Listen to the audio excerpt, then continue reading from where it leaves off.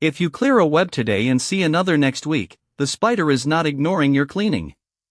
Your home still offers at least one of three things: insects to eat, a quiet place to build, or an opening from outside. The useful plan is not to spray every corner. Reduce prey, remove webs in a way that takes eggs with them, and seal the repeat entry points. This will not guarantee a spider-free home, but it changes the conditions that make the room useful to spiders.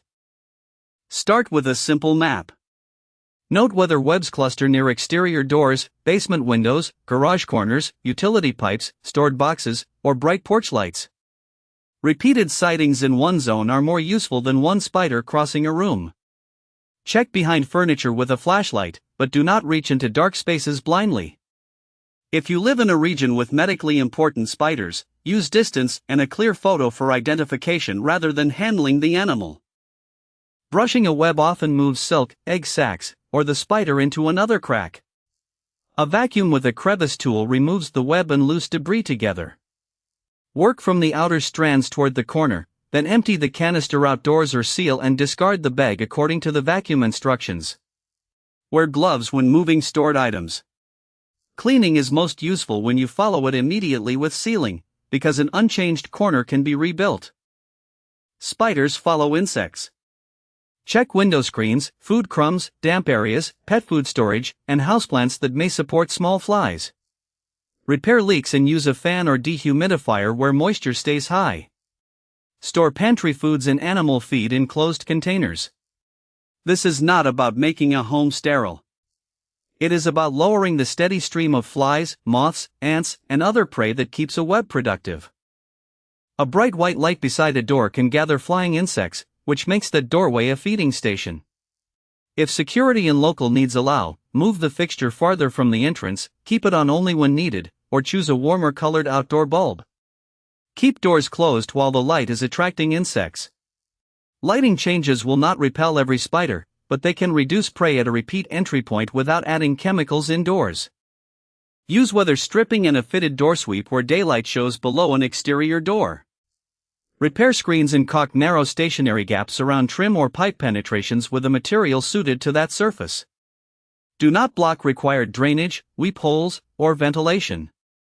In garages and basements, inspect the top and sides of doors as well as the bottom. Seal after vacuuming so you are not trapping debris inside a finish line. Peppermint and other essential oils are often promoted as natural spider repellents, but natural does not mean harmless. Cats are especially sensitive to many concentrated oils, and sprayed surfaces can transfer to paws and fur. Keep oils off pet-accessible floors and bedding, follow product directions, and skip them if you cannot control exposure.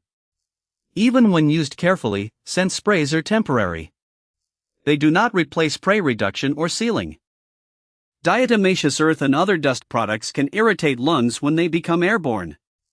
Never create visible dust clouds, and do not spread powder across open walking areas.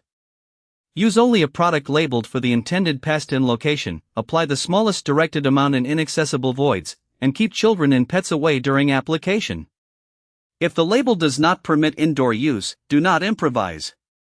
A thick line of dust is not more effective simply because it is visible. Do not handle a spider you cannot identify.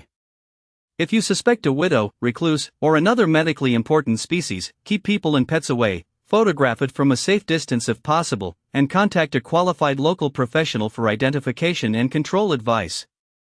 Seek medical guidance for a concerning bite or symptoms.